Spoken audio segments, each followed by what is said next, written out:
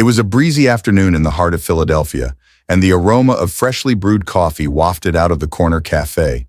Inside, a mix of chatter and clinking cups created a warm, inviting atmosphere. Barron Trump sat at a small table near the window, his tall frame slightly hunched over a thick book. He wasn't trying to draw attention, wearing a plain hoodie and jeans, blending into the crowd, or so he thought. He had come here for a simple reason, a moment of quiet. As the youngest son of a former president, his life had often been a whirlwind of public appearances and scrutiny. But here, among strangers sipping lattes and scrolling through their phones, he felt an unusual sense of anonymity. Barron was engrossed in his book when a sudden sharp voice cut through the cafe's hum. "You think you're better than the rest of us?" The voice was loud enough to stop conversations, heads turning toward a man standing a few feet away from Barron's table. The man looked to be in his late 40s, with a weathered face and a fiery expression. He wasn't dressed poorly, but his clothes had the unmistakable wear of someone who'd seen hard times. His tone was confrontational, his body tense. For a moment, Barron froze, not out of fear but out of surprise. This wasn't something he'd anticipated when he'd picked this cafe for a quiet afternoon.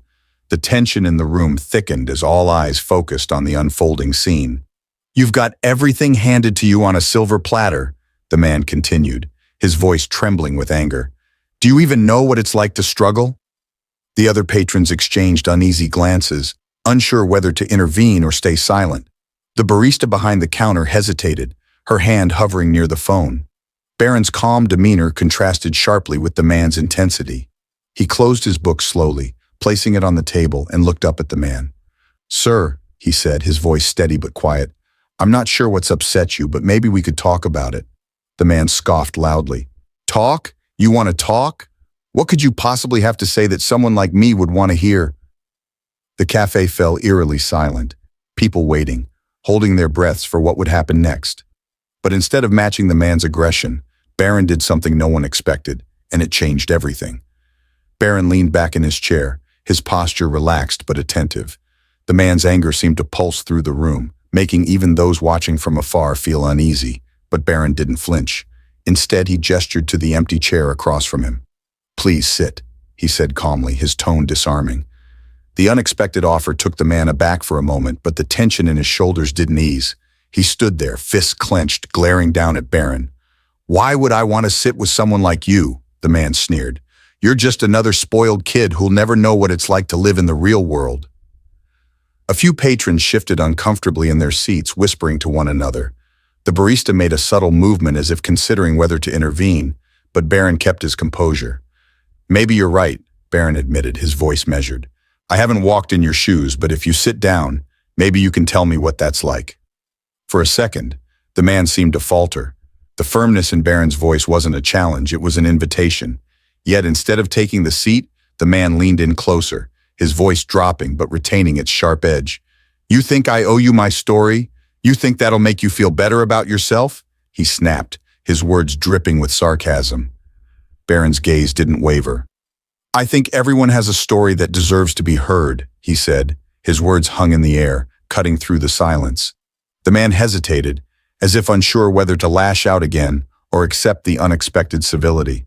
Meanwhile, the other customers continued to watch, their curiosity now mingled with an odd sense of hope. They weren't sure where this was heading, but they couldn't look away. Finally, after what felt like an eternity, the man grabbed the back of the empty chair and dragged it noisily across the floor.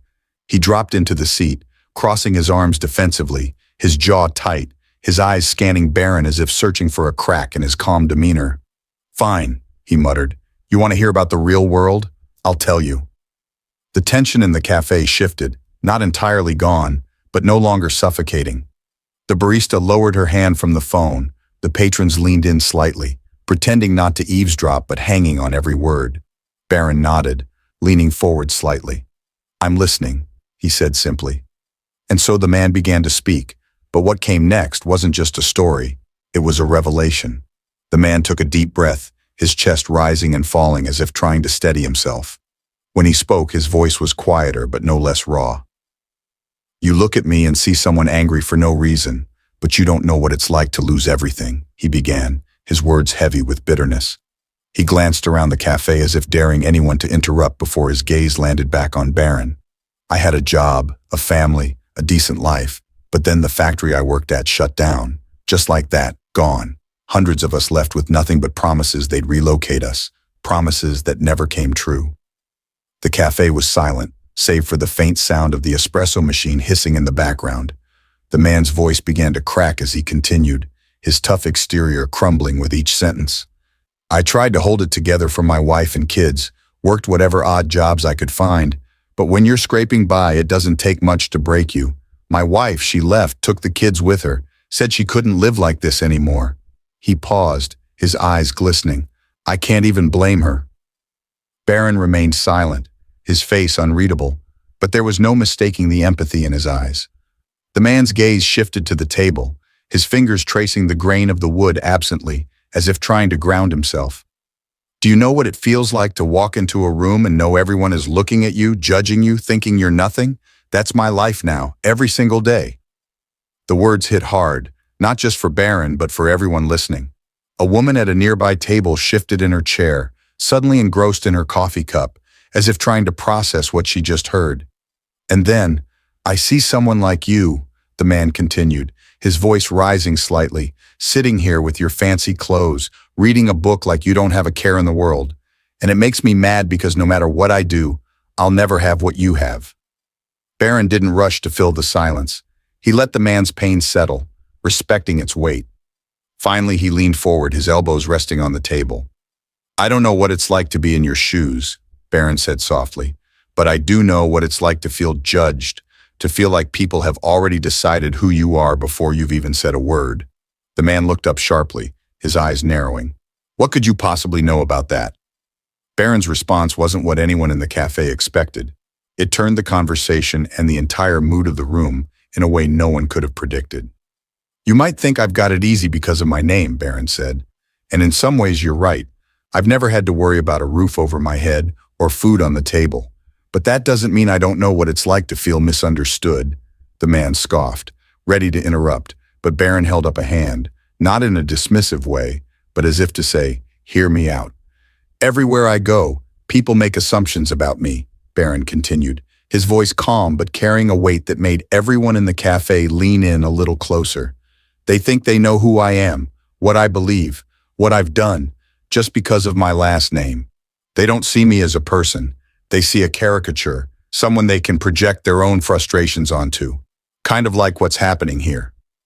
The man's face twitched as if Barron's words had struck a nerve. He didn't say anything, but his posture shifted ever so slightly, his arms loosening from their defensive cross. Barron continued, his tone measured but genuine. I'm not saying my struggles are the same as yours. They're not. But pain is pain. Feeling like you're invisible or like you'll never be understood. That's something we all face, no matter where we come from. The cafe was utterly silent now, the kind of silence that feels thick with thought. Even the barista had stopped mid-step, her tray of cups momentarily forgotten. Barron leaned back slightly, giving the man space to absorb what he just said. I'm not here to argue with you, Barron said. I'm not even here to change your mind. I just want to understand because I think we're all carrying things that no one else sees. And maybe we'd be a little kinder to each other if we did. The man's jaw tightened, and for a moment it seemed like he might lash out again, but instead he exhaled sharply, as if releasing something heavy he'd been holding onto for far too long. You really believe that? He asked, his voice quieter now, almost unsure. Barron nodded. I do, and I think maybe deep down you do too, otherwise you wouldn't have told me your story. The man blinked, his tough exterior cracking just a little more. He rubbed the back of his neck, glancing around the cafe as if noticing for the first time how many people were watching. A flicker of self-consciousness crossed his face, but then he looked back at Barron. You're not what I expected, he admitted, his tone softer now. Maybe I've been carrying that anger too long. Maybe it's not about you at all. Barron didn't respond right away. He let the man's words hang in the air, giving them the weight they deserved. When he finally spoke, his voice was steady and measured. I think it's easy to blame people we don't know. It's harder to face what's really hurting us. But you did that today, and I respect that. The man looked up, his eyes meeting Barron's for the first time. There was no trace of anger, only a weary kind of gratitude. You're a good kid, he said almost reluctantly, as if the admission cost him something. I don't say that often. The shift in tone was palpable. The tension that had gripped the cafe dissolved, replaced by an unexpected sense of connection. The barista smiled faintly as she resumed her work. A couple at a nearby table exchanged glances, their expressions softening. Then the man did something that caught everyone off guard. He reached across the table, his hand outstretched. Barron hesitated for only a second before clasping it firmly. "I'm sorry," the man said, his voice thick with emotion, "for judging you before I even knew you." Barron smiled, a genuine expression that lit up his face. "And I'm sorry if I ever gave you a reason to feel that way." The handshake lingered for a moment before the man pulled back. He stood, smoothing his shirt awkwardly, and glanced around the cafe. "I think I owe everyone here an apology too," he said, his voice carrying across the room. "I came in here angry, but this kid reminded me that sometimes we've just got to listen." The cafe erupted in quiet applause, not loud or showy, but heartfelt. The man nodded, visibly moved, and made his way to the door. He paused just before leaving and looked back at Barron. "Thank you," he said simply, and then he was gone. What happened next wasn't as dramatic, but it left everyone in the cafe with something to think about, and it's a moment they wouldn't soon forget. As the door closed behind the man, the cafe seemed to exhale collectively. Conversation slowly resumed, but they weren't the same. There was a new energy in the room, a shared understanding among strangers who had just witnessed something extraordinary.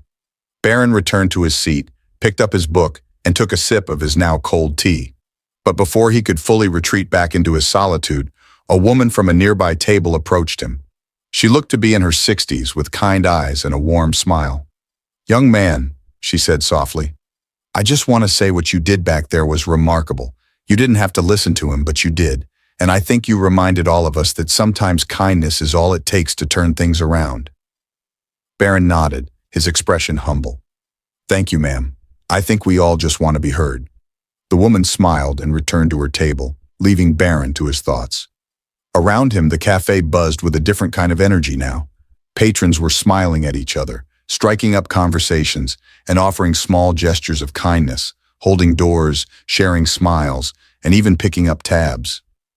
By the time Barron left the cafe, the day felt brighter, not just for him, but for everyone who had been part of that moment. The man's anger, Barron's empathy, and the simple act of listening had created a ripple effect of understanding and compassion. As Barron walked down the street, he couldn't help but think about how small actions could have such a big impact. He didn't know the man's full story, and he probably never would, but in that cafe, for those few moments, they had connected, and that connection had changed the tone of an entire room. Maybe that's all it takes sometimes, Barron thought to himself, just a little bit of empathy to remind us we're not so different after all.